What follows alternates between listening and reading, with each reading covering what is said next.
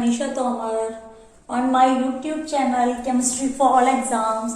And my dear students, today we will discuss periodic tables. My topic is general traits of different properties in the periodic periods and groups. My dear students, we are learning this topic in all classes. Either we are in 10th class, either we are in 11th class or in 12th class. और हमें याद करना पड़ता है हर group के बारे में, हर chapter में. तो हम यहाँ पे एक जनरल डिस्कस करेंगे कि क्या ट्रेंड होता है. ओनली एक्सेप्शनल केसेस को हम यहाँ कंसीडर नहीं करेंगे. We will discuss them in the proper chapters. But here जो जनरल कैरेक्टरिस्टिक्स होते हैं, जो मेनली चलते रहते हैं, कुछ ही एक्सेप्शनल होते हैं जो कि डिफरेंट होते हैं, अदरवाइज सेम प्रॉपर्टी चलती हैं, उनको हम यहाँ इस वीडियो में डिस्कस करेंगे, इस लेक्चर में डिस्कस करेंगे. अगर आपको ये वीडियो पसंद आएगी तो प्लीज इसको लाइक करिएगा और कमेंट करिएगा.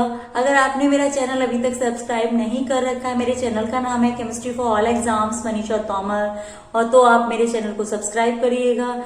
और अगर आपको नहीं पसंद आ रही है वीडियो तो आप डिसलाइक भी करिएगा और आप मुझे कमेंट करिएगा कि मुझे क्या इम्प्रूव करना है. Thank you so much. So let's start without wasting time. My dear students, हम बात करेंगे. देखिए, हमने लिया है, सबसे पहले हम बात करें जो वर्टिकल लाइंस होती हैं पीरियोडिक टेबल में, they are 18 and they are in called groups. And ऐसे हॉरिजॉन्टल जो लाइंस होती हैं, they are 7 in the periodic table, they are called periods. तो पीरियड्स में अगर हम फ्रॉम राइट टू लेफ्ट जाते हैं तो क्या इम्पैक्ट होता है हमारी प्रॉपर्टीज पे, और हम अप टू डाउन जाते हैं ग्रुप में तो क्या इम्पैक्ट होता है जनरल प्रॉपर्टीज पर, जो कि एलिमेंट्स के ग्रुप्स में होती हैं या पीरियड्स में होती हैं. तो हम यहाँ पे डिस्कस करेंगे. सबसे पहले हमारे पास है एटॉमिक रेडियस. एटॉमिक रेडियस क्या होती है? एटॉमिक रेडियस होती है न्यूक्लियस से आउटर मोस्ट यानी बैलेंस सेल तक की डिस्टेंस को हम एटॉमिक रेडियस कहते हैं. और वो होती है अगर हम ग्रुप में अप टू डाउन जाते हैं. सपोज करिए कोई भी ग्रुप है, ये ट्रेंड हर ग्रुप के लिए एप्लीकेबल होगा, either for S block element और पी ब्लॉक एलिमेंट. डी में ये थोड़ा सा लेंथेनाइड और एक्टिनाइड आने की वजह से थोड़ा चेंज हो जाता है. Otherwise whenever we are going up to down in any group, atomic radius is increases from up to down. ऊपर से नीचे आने पर एटॉमिक रेडियस हमेशा क्या होती है? डिक्रीज होती है, सॉरी इंक्रीज होती है. And if we are going in the period from right to left, it will be decreases. क्योंकि इलेक्ट्रॉन न्यूक्लियर चार्ज जो होता है वो बढ़ता चला जाता है इलेक्ट्रॉन पे, सेम ऑर्बिटल में इलेक्ट्रॉनों का नंबर इंक्रीज होता चला जाता है. इसलिए पीरियड में जब हम राइट टू लेफ्ट जाते हैं, कहूं तो मैं हाइड्रोजन से इनर्ट गैसेस की तरफ फर्स्ट ग्रुप से 18 ग्रुप की तरफ जाते हैं, तो क्या होता है? एटॉमिक रेडियस डिक्रीज होती है, क्योंकि सेम इलेक्ट्रॉन में क्या होते हैं, सेम सेल के अंदर इलेक्ट्रॉनों की फिलिंग होती रहती है. सेकेंड कैरेक्टरिस्टिक होगा ionization potential. Ionization potential also decreases in the group. Ionization potential जब हम ग्रुप में अप टू डाउन जाते हैं, आयोनाइजेशन पोटेंशियल क्या होता है? To removing the electrons from any atom. किसी एटम से इलेक्ट्रॉन को लूज करने की टेंडेंसी को हम क्या कहते हैं? आयोनाइजेशन पोटेंशियल कहते हैं. और ये क्या होता है? ग्रुप में अप टू डाउन जाने पर डिक्रीज होता है. और अगर मैं बात करूं पीरियड में क्या होता है, तो it will be increases in the period while decreases in the group.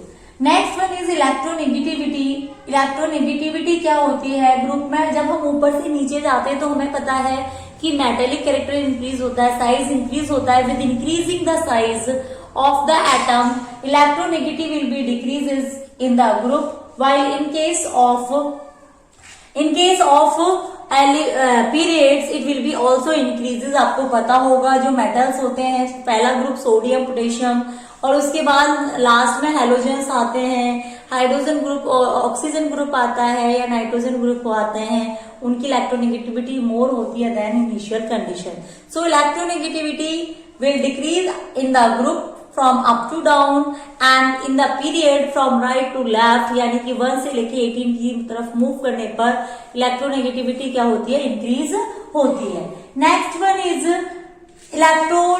Electron affinity. If we are talking about electron affinity कहते हैं binding power of two atoms. किन्हीं 2 और मोर एटम्स की जो बाइंडिंग पावर होती है, that's called electron affinity. And it is decreases whenever we are going up to down in the group, and it is increases whenever we are going right to left in the period. First period से 18 की side जाने पर electron affinity increase होती है, जबकि up to down जाने पर एक ही ग्रुप के अंदर इलेक्ट्रॉन एफिनिटी क्या होती है, डिक्रीज होती है। Next one is metallic character covalent character of halides. Covalent character of halide also decreases whenever we are going up to down, and it will be increases whenever we are going right to left in the periodic table. Next one is metallic character. As I told you before मैंने आपको electronegativity के साथ ही बताया था कि metallic character जब हम up to down जाते हैं तो नेगेटिव कैरेक्टर डिक्रीज होता है और पॉजिटिव कैरेक्टर इंक्रीज होता है। पॉजिटिव कैरेक्टर इंक्रीज होने का मतलब क्या होता है कि metallic character also will be increases whenever we are going up to down in any group, while in case of periods it will be decreased from right to left. आपको पता है कि पी ब्लॉक एलिमेंट सबसे last में होते हैं periodic table में, and they are non metals. Basically वो क्या होते हैं, नॉन मेटल्स होते हैं, जिससे आप इंडिकेट कर सकते हो, अंडरस्टैंड कर सकते हो कि metallic character will decrease in the period from 1st to 18.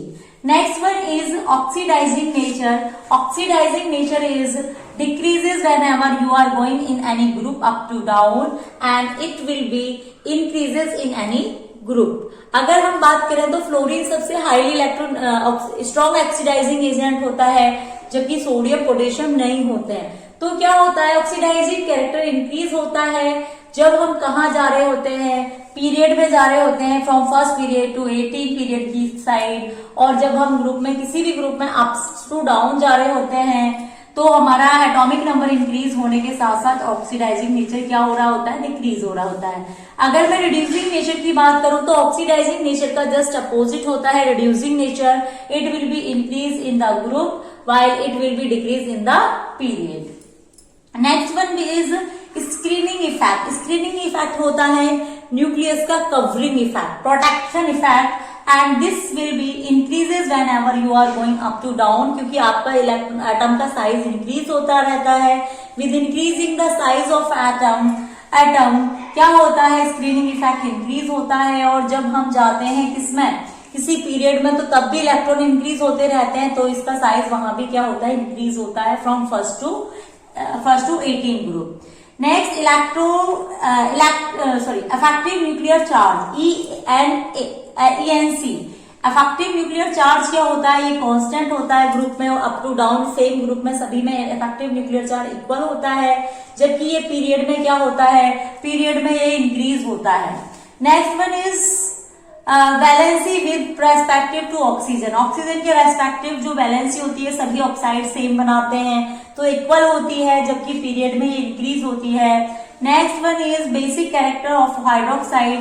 It will be increase, metallic hydroxide जो होते हैं वो इंक्रीज होते हैं इन द ग्रुप जब आप अप टू डाउन जा रहे होते हैं, और डिक्रीज हो रहे होते हैं पीरियड में जब आप राइट टू लेफ्ट जा रहे होते हैं।